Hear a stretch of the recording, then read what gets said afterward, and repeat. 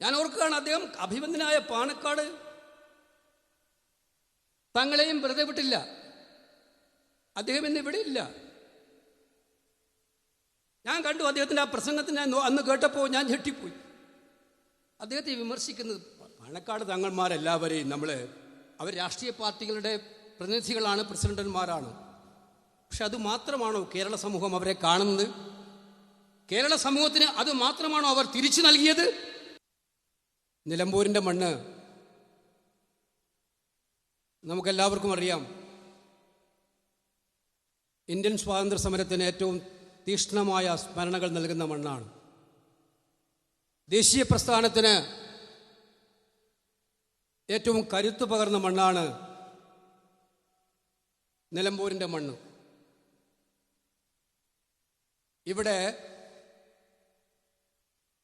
ബഹുമാന്യനായ ശ്രീ ആര്യാടൻ ഏറ്റവും ഒടുവിൽ UDFൻ്റെ MLA ആയി പ്രവർത്തിച്ച ആളാണ്. മന്ത്രിയായി ഈ മണ്ഡലത്തിൻ്റെ ഓരോ പ്രവർത്തകരെയും നേരിട്ടറിയാവുന്ന, നാട്ടിലെ ജനങ്ങളുടെ പ്രയാസങ്ങളിലും ദുഃഖങ്ങളിലും എല്ലായ്പ്പോഴും പങ്കിടാൻ താല്പര്യം കാണിച്ചിട്ടുള്ള, ഇതുപോലൊരു കൺവെൻഷൻ ഇവിടെ നടന്നാൽ ആ കൺവെൻഷൻ്റെ ആദ്യാവസാനക്കാരനായിരിക്കണമെന്ന് നിർബന്ധമുള്ള അത്രയേറെ കമ്മിറ്റ്മെൻ്റ് പ്രസ്ഥാനത്തോടും മതേതരത്തോടും വെച്ച് പുലർത്തുന്ന ശ്രീ ആര്യാടൻ്റെ അഭാവത്തിലാണ് നമ്മൾ കൺവെൻഷൻ ചേരുന്നത്. എനിക്കുറപ്പുണ്ട് അദ്ദേഹത്തിൻ്റെ മനസ്സും ആത്മാവുമൊക്കെ വിശ്വസിക്കാനും ഇല്ലെങ്കിലും ഇവിടെ ഉണ്ടാകുമെന്ന് പറയാനാണ് നമ്മളെല്ലാം ആഗ്രഹിക്കുന്നത്. അദ്ദേഹം വളരെ ശക്തമായിട്ട് ഈ മണ്ഡലത്തെ മുന്നോട്ട് കൊണ്ടുവരാൻ, കേരളത്തിൻ്റെ മുൻപന്തിയിലെത്തിക്കാനായിട്ട് നടത്തിയിട്ടുള്ള അനവരതമായ പരിശ്രമങ്ങളെ നമ്മളെല്ലാം ബഹുമാനിക്കുന്നവർ. ഈ തെരഞ്ഞെടുപ്പ് ഇവിടെ എന്തുകൊണ്ട് വന്നു എന്നുള്ളതിനെക്കുറിച്ച് ഞാനിവിടെ വിശദീകരിക്കേണ്ട കാര്യമില്ല. പക്ഷേ ഈ തെരഞ്ഞെടുപ്പ് വന്നതിന് ഒരു കാരണം മാത്രമേ ഉള്ളൂ. അത് കേരളത്തിലെ ജനങ്ങളെ ഇത്രയേറെ വെറുക്കപ്പെടാൻ സാഹചര്യമൊരുക്കിയ ഒരു സർക്കാരിൻ്റെ പ്രവർത്തനങ്ങളുടെ പരിണിത ഫലമാണ് ഇവിടെ ഉണ്ടായ തെരഞ്ഞെടുപ്പ് എന്നുള്ളതിന് സംശയമില്ല. ഇന്നലെ ബഹുമാന്യനായ മുഖ്യമന്ത്രി ഇവിടെ വന്ന് പ്രസംഗിച്ചതായിട്ട് ഞാൻ കണ്ടു. അദ്ദേഹം മണ്ണിൽ പ്രസംഗിച്ചത് ചതിയെക്കുറിച്ച് സംസാരിച്ചുകൊണ്ടായിരുന്നു.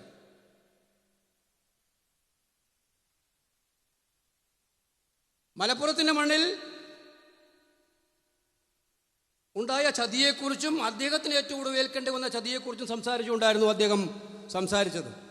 അതേതായാലും നന്നായി. കാരണം ചതി എന്ന പ്രയോഗം ഉപയോഗിക്കാൻ ഏറ്റവും യോഗ്യനായ ഒരാൾ കേരളത്തിലെ മുഖ്യമന്ത്രി പിണറായി വിജയനാണെന്ന് കേരളത്തിലെ ജനങ്ങൾക്ക് എല്ലാവർക്കും അറിയാം. വാര്യംകുന്നത്തിൻ്റെ പേരിലായാലും ഇവിടെ അദ്ദേഹം പറഞ്ഞത് ഞാൻ ആലോചിക്കുകയായിരുന്നു. അത് പറയുമ്പോൾ മാസങ്ങൾക്ക് മുമ്പല്ലേ അദ്ദേഹം, ഇവിടെ എല്ലാവർക്കും അറിയാവുന്നതാണ്, ഹിന്ദു പത്രത്തിൽ നടത്തിയ ഇൻ്റർവ്യൂവിൽ അദ്ദേഹം പറഞ്ഞത്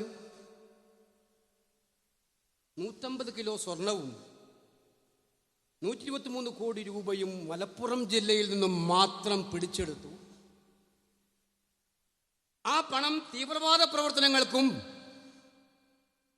ദേശവിരുദ്ധ പ്രവർത്തനങ്ങൾക്കും ഉപയോഗിക്കാൻ വേണ്ടിയിട്ടുള്ള പണമാണ് എന്ന് മലപ്പുറം ജില്ലയെന്ന് പറയുന്ന ഈ നാട്ടിലെ കേരളത്തിൻ്റെ 14 ജില്ലകളിലെ പോലെ തന്നെ 13 ജില്ലകളെ പോലെ തന്നെ ഏറ്റവും വിലപ്പെട്ട സംഭാവന ചെയ്യുന്ന ഒരു ജില്ലയെ സംശയത്തിൻ്റെ മുനയിൽ കൊണ്ടുപോയി നിർത്തി ഈ ജില്ലയോട്ടാകെ അപമാനിച്ച് ഈ ജില്ലയ്ക്ക് എതിരെ ഏറ്റവും വലിയ ചതിപ്രയോഗം നടത്തിയ സാക്ഷാൽ പിണറായി വിജയൻ മലപ്പുറത്ത് വന്ന് ചതിയെക്കുറിച്ച് പറയുന്നത് എന്തുകൊണ്ടാണ്?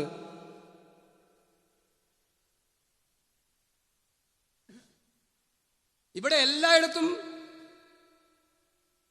എൻഫോഴ്സ്മെന്റ് ഡയറക്ടറേറ്റിനോട് ചോദിച്ചാൽ അറിയാം, റവന്യൂ ഇന്റലിജൻസ് ഡിപ്പാർട്ട്മെന്റിനോട് ചോദിച്ചാൽ അറിയാം.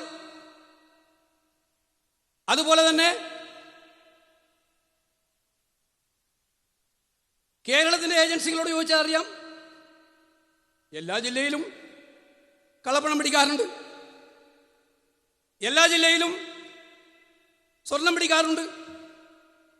മുഖ്യമന്ത്രി ആ ജില്ലകളുടെ സ്റ്റാറ്റസ് ഒന്നും പറയാതെ മലപ്പുറത്തിന്റെ സ്റ്റാറ്റസ് മാത്രം പറയാൻ ഈ ജില്ലയിൽ ഞാൻ നേരത്തെ പറഞ്ഞു സ്വദേശീയ സ്വാതന്ത്ര്യ സമരത്തിനും അതുപോലെ ഈ നാട്ടിലെ മതേതരത്വത്തിനും ഏറ്റവും പേരുകേട്ട ഒരുപാട് സംഭാവനകൾ നൽകിയ ഈ ജില്ലയെ ഈ രീതിയിൽ സംശയമുനയിൽ നിർത്താൻ, ഈ ജില്ലയെ ഒറ്റപ്പെടുത്തി ആക്രമിക്കാൻ എന്താണ് ആ ചതിപ്രയോഗം? കേരളം മറക്കാവുന്ന ഒരു ചതിപ്രയോഗം, അതും ഒരു മുഖ്യമന്ത്രിയിൽ നിന്നുണ്ടാവുക എന്ന് പറഞ്ഞാൽ. ഞാൻ ഓർക്കുകയാണ്, അദ്ദേഹം അഭിമന്യനായ പാണക്കാട് തങ്ങളെയും വെറുതെ വിട്ടില്ല. അദ്ദേഹം ഇന്ന് ഇവിടെ ഇല്ല. ഞാൻ കണ്ടു അദ്ദേഹത്തിൻ്റെ ആ പ്രസംഗത്തിന് അന്ന് കേട്ടപ്പോൾ ഞാൻ ഞെട്ടിപ്പോയി. അദ്ദേഹത്തെ വിമർശിക്കുന്നത് പാണക്കാട് തങ്ങന്മാരെല്ലാവരെയും അവർ രാഷ്ട്രീയ പാർട്ടികളുടെ പ്രതിനിധികളാണ്, പ്രസിഡന്റുമാരാണ്. പക്ഷെ അത് മാത്രമാണോ കേരള സമൂഹം അവരെ കാണുന്നത്? കേരള സമൂഹത്തിന് അത് മാത്രമാണോ അവർ തിരിച്ചു നൽകിയത്? ഈ നാട്ടിൽ അസമാധാനം ഉണ്ടാകുമ്പോൾ, മതവൈര്യം കത്തിക്കയറുമ്പോൾ, ജാതിയും മതവും പറഞ്ഞ് മനുഷ്യനെ തമ്മിലടിക്കാൻ ശ്രമിക്കുമ്പോൾ സമാധാനത്തിൻ്റെ ദൂതുമായിട്ട് ഇവിടെ മാത്രമല്ല ഏറ്റവും ഒടുവിൽ മഹാനായ പോപ്പിൻ്റെ അടുത്ത് വരെ എത്തുന്നതിൽ ധൈര്യം കാണിച്ച തങ്ങളാണ് ഇവിടുത്തെ തങ്ങൾ എന്ന് ആർക്കറിയാത്തത്? സംഘർഷങ്ങൾ ഉണ്ടാകുമ്പോൾ, വർഗീയ സംഘർഷങ്ങൾ ഉണ്ടാകുമ്പോൾ, പ്രശ്നങ്ങൾ ഉണ്ടാകുമ്പോൾ അവിടെ ഒരു കക്ഷി ചേരുന്നതിന് പകരം അവിടെ സമാധാനത്തിന് നിൽക്കുന്നവർ. അപ്പോൾ അദ്ദേഹത്തെക്കുറിച്ച് പറയാം, അദ്ദേഹം പാർട്ടി പ്രസിഡന്റ് ആയതുകൊണ്ട് അദ്ദേഹം തീവ്രവാദത്തിന് അനുകൂലമായ നിലപാടെടുക്കുന്നത് ഒഴിവാക്കണമെന്ന് പ്രസ്താവനയാണ് മുഖ്യമന്ത്രി നടത്തിയത്.